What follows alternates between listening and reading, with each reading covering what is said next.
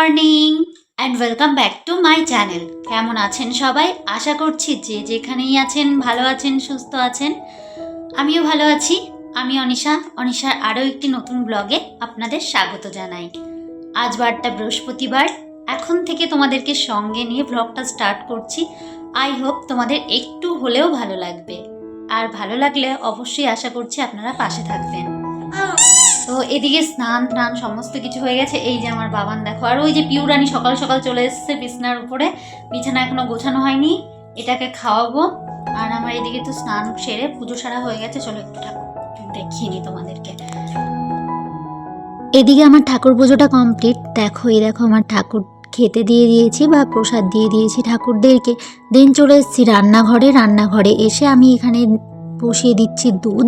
আর আমাদের গরুতে না বাচ্চা দিয়েছে, দেখাবো করি আর হয়েই ওঠে না। একদিন মনে করে তোমাদের সঙ্গে শেয়ার করব। আর এই পাশে বসিয়ে দিলাম একটা ডিম বাবানের জন্য। আর দেন একটা বিস্কুটের প্যাকেট নিয়ে এসেছিলাম, সেটাই কৌটোতে রেখে দিচ্ছি। বিস্কুটটা শেষ হয়ে গেছিলো, তো বাবার মাঝে মধ্যে খাই একটু একটু।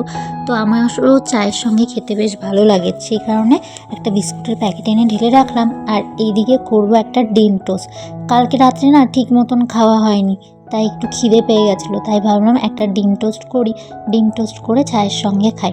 চা তো খাবো না, দেখি কফি খাবো, কারণ বললাম ওই যে 2-3 দিন ধরে প্রচণ্ড মাথা যন্ত্রণা করছে, তাই একটু কফিটা খেয়ে একটু রিলিফ আছে। তো সেই কারণে একটু কফিটাই খাচ্ছি, ব্ল্যাক কফি আর কি।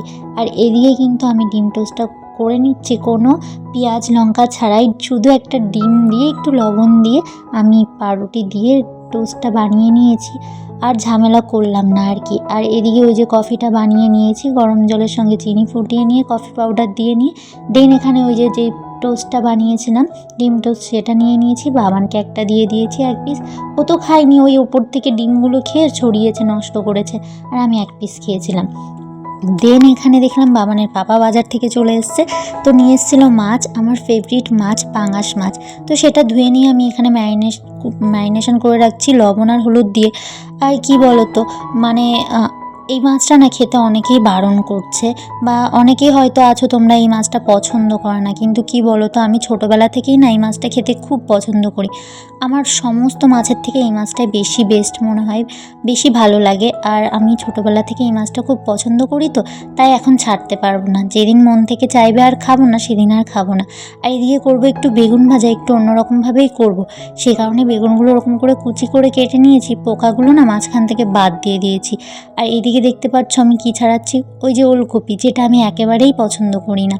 তো সারা বছরের শীতেই এই সবজিটা পাওয়া যায়, এই শীতটা চলে গেলে আর পাওয়া যাবে না। আমি খাই না বলে আর কেউ খাবে না, সেটা তো হয় না।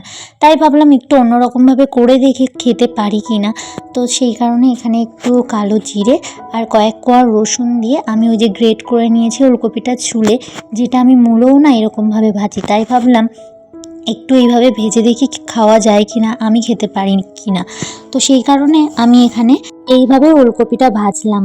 তবে যদি আজ ভালো লাগে ভাবছি আবারও করব, যদি খেতে ভালো লাগে। আর যদি ভালো না লাগে তবে আর খাবো না, এটাই ভাবছি। তবে সকলকে করে দেবো। এদিকে একটু হলুদ দিয়ে দিয়েছি পরিমাণ মতন, আর লবণ দিয়ে নিয়েছিলাম। তারপর একটু নাড়িয়ে চাড়িয়ে নিচ্ছি। আর এদিকে ওই যে ভাতটা দেখে নিচ্ছিলাম, ওই সাইডে বসিয়েছিলাম ভাত, তাই কিন্তু ভাতটা একটু দেখলাম যে হয়ে গেছে নাকি। দেখলাম ভাতটা হয়ে গেছে, তাই কিন্তু এবার নামিয়ে নেব, মানে ভাতের মাড়টা ঝরিয়ে নেব। আর এদিকে ভাজাটা দেখছি, ভাজাটার কালারটা তো দারুণ এসছে। তবে যদি ভালো লাগে আবারও করব।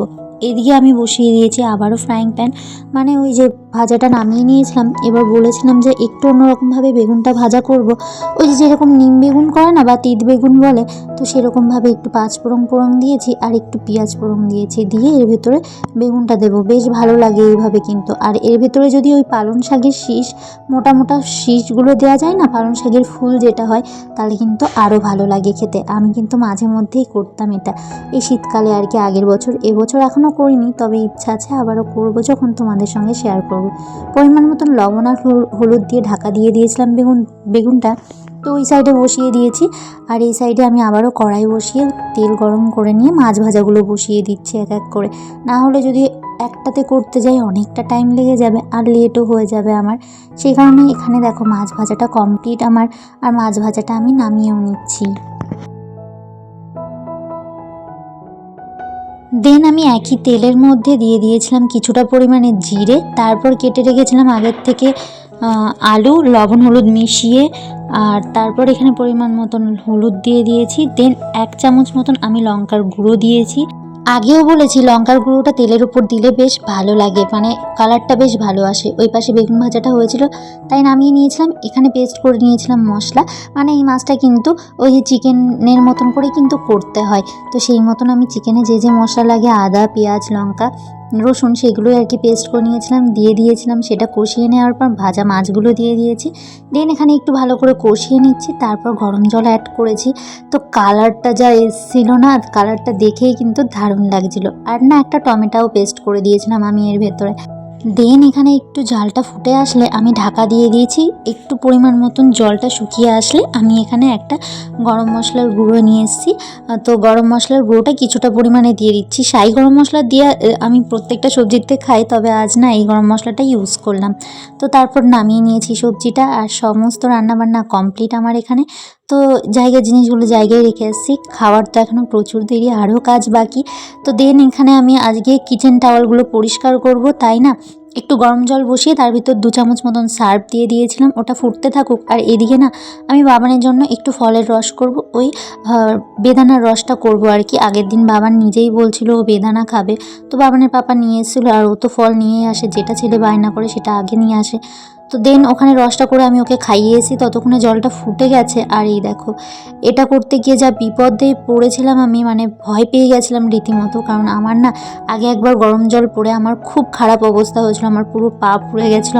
আমি অনেক দিন ভুগেছিলাম আর কি। তো সেই থেকে প্রচণ্ড ভয় পাই আমি। দেন ওই দিকের কাজবাজ কমপ্লিট, রান্নার কাজবাজ আর কি। এদিকে আমি বাসনগুলো ধুয়ে নিয়েছি। তো তারপর চলে এসেছি ওভেনের কাছে, ওভেনটা ক্লিনিং করে নিচ্ছি। আর এটা তো প্রতিদিনকার কাজ, প্রত্যেকটা সংসারের শিডিউল থাকে যে এই কাজগুলো করতেই হবে, সেই মতন কিন্তু। আর জানো তো, প্রতিদিন যদি এইভাবে এক হাতে ক্লিনিংটা করে রাখা যায় না, তবে কিন্তু তোমার চারিদিকটা ফ্রেশ লাগবে। আর কিন্তু ফ্রেশ ঘরে কেনা থাকতে পছন্দ করে, যতটা ফ্রেশ থাকবে ততটা কিন্তু পজিটিভিটি তোমার ভিতর কাজ করবে। দেন এই সাইডের আমার যেই টেবিলটা থাকে আর কি, গ্যাসের যেই কি বলবো, গ্যাসের যে স্ল্যাবটা সেটাও পরিষ্কার করে নিয়েছি। দেন মিক্সিটাও ক্লিনিং করে নিয়েছি। আর এই যে ওয়ালটা, যেখানে অয়েল পেপারটা লাগিয়েছি, এদিকটাও পরিষ্কার করে নিয়েছি। এদিকে রান্নাঘরের কাজ প্রায় আমার কমপ্লিট। তো এখানে যে জলের বোতলগুলো থাকে যেই টেবিলটার উপর, সেটা পরিষ্কার করে নিচ্ছি। জলের বোতলগুলো ভরে নিয়েছি। দেন জলের বোতলগুলো জায়গায় রেখে দিচ্ছি। জলের বোতলগুলো পুরোটাই খালি হয়ে গেছিলো, সেটাই আর কি ভরে রাখলাম। তো সবারই খেতে লাগবে। দেন এখানে ডাইনিংটাও পরিষ্কার করে নিচ্ছি একবারে, যেহেতু রান্নাঘরটা পুরোটাই ক্লিনিং করছি। এক হাতে পরিষ্কার করে রাখলে, পরিষ্কার থাকলে পরে বেশ ভালো লাগবে। সকালে একবার করা হয়েছে, তবে তারপরও খেয়ে গেছে, বাবানের পাপা খেয়েছে, আমি খেয়েছি। আমাদের গৃহিণীদের সারাটা দিন কিন্তু বলতে গেলে রান্নাঘরেই কেটে যায়, এই সকালের ব্রেকফাস্ট থেকে শুরু করে রাতের ডিনার পর্যন্ত। তো এই রান্নাঘরটাকে পরিষ্কার পরিচ্ছন্ন করে রাখার দায়িত্বটা কিন্তু একটা ওয়াইফের বা গৃহিণীদের। দেন আমি রান্নাঘরের সমস্ত কাজ কমপ্লিট করে এদিকে চলে এসেছিলাম, বাবানকে খাইয়ে নিয়েছি। দেন ঘরের কিছু কাজে হাত দিয়েছি। এই কাজগুলোর তো সময় পাওয়া যায় না প্রায় বাইরের কাজবাজ করতে গেলে, তাই আজ সময় করে এই কাজগুলো করছি। আমি ঘরের আয়নাগুলো ক্লিনিং করে নিচ্ছি, বা মিরর বা কাঁচ যেটাই বলো না কেন, সেটাই আমি এখানে পরিষ্কার করে নিচ্ছি। কারণ আমি জানতে পেরেছি যে ঘরের আয়না বা মিরর যদি নোংরা থাকে বা অপরিষ্কার পরিচ্ছন্ন থাকে, সেই আয়নায় যদি মুখ দেখি, তবে কিন্তু নেগেটিভ শক্তিরা প্রবেশ করে ঘরে, বা নেগেটিভ কিছু কাজ করে নিজেদের মধ্যে। সেই কারণে আমি জানার পরপরই আমি এমনিতেই পরিষ্কার করে রাখি। তবে না, মাঝে মধ্যে ওই যে স্নান টান করে চুলের জল ছিটে যায়, তখন একটু ঝাপসাপও হয়ে যায়। তো ঝাপসা আয়নায় বা কাছে মুখ দেখতে নেই, সেই কারণে আমি কিন্তু এই নেগেটিভ এনার্জি থেকে দূরে থাকার জন্য এই সমস্ত কাজগুলো করে থাকি। তো তোমরা যদি চাও অবশ্যই এরকমভাবে এই কাজগুলো করতে পারো। কারণ আমরা কেউই চাই না আমাদের ভিতর কোনো নেগেটিভ এনার্জি কাজ করুক বা নেগেটিভ কিছু আমাদের শরীরে প্রবেশ করুক। তাই এরকম যদি ঘরের আয়না বা কাঁচ এরকম পরিষ্কার পরিচ্ছন্ন থাকে, তবে কিন্তু নেগেটিভ এনার্জিগুলো আমাদের ঘরে প্রবেশ করতে পারে না। দেন এই ওপরটা আমি ক্লিনিং করছি। বাবানের পাপা না কিছু ফুলের মানে কি বলবো, এই যে ফুলের প্লাস্টিকের যে ফ্লাওয়ার, আর্টিফিশিয়াল ফ্লাওয়ারগুলো হয়, ওগুলো নিয়ে এসে, কিন্তু কিন্তু আমার কাছে যেহেতু ফুলের ভাস নেই বা ফুলদানি নেই, তাই কিন্তু রাখতে পারছি না। তাই একটু অন্যরকমভাবে রাখার চেষ্টা করব, তোমরা পরে দেখতে পারবে। আর এদিকে আমি পুরো মানে ঘরের যতগুলো কাঁচ ছিল আমার, প্রতিটা কাঁচ বা মিরর যতগুলো ছিল প্রত্যেকটা মিরর আমি পরিষ্কার করে নিয়েছি আর ভালো করে ক্লিন করেছি পুরো ঘরটা। আজকে বলতে পারো আমার প্রত্যেকটা ফার্নিচার আজকে ক্লিন করেছি, শুধু আমার খাটটা বাদে। তবে খাটটা সময় করে কাল দেখি পারি কি না, যদি টাইম হয় কাল পরিষ্কার করব। এদিকে বাবানের কার্টুন চালিয়ে দেখছিল, আর এখন না আমার বাবান একেবারে ঘরের থেকে বেরোতে চাইছে না, কেন আমি জানি না। ও না ঘরে বসে এখন দেখি টিভিটাই দেখে, কারণ এখন না একেবারে ফোন দিচ্ছি না, কারণ ফোনের অভ্যাসটা আমি একেবারে বন্ধ করাতে চাইছি ওকে পড়াশোনার ভিতর ঢোকানোর জন্য। আর এদিকে আমি টিভিটাও ক্লিন করে নিচ্ছি, আর যেহেতু আমি নিচ থেকে পুরোটা নাগাল পাই না, তাই একটা চেয়ার নিয়ে নিয়েছিলাম। চেয়ারের উপর দাঁড়িয়েই পুরো টিভিটা আজ ক্লিন করেছি। এটা রাইট হ্যান্ড, তোমার রাইট হ্যান্ড, এটা রাইট হ্যান্ড, এটা লেফট হ্যান্ড, ওকে? আমার বাবান আমার কাছে জিজ্ঞেস করছিল কোনটা রাইট হ্যান্ড কোনটা লেফট হ্যান্ড, সেটাই ওকে বোঝাচ্ছিলাম। তো তারপর পুরো ফার্নিচার ক্লিনিং করার পর বা ডাস্টিং করার পর তোমাদের সঙ্গে একটু শেয়ার করছিলাম আমার পুরো রুমটা। তাহলে আজ এখানেই শেষ করছি, তবে আজ আসি।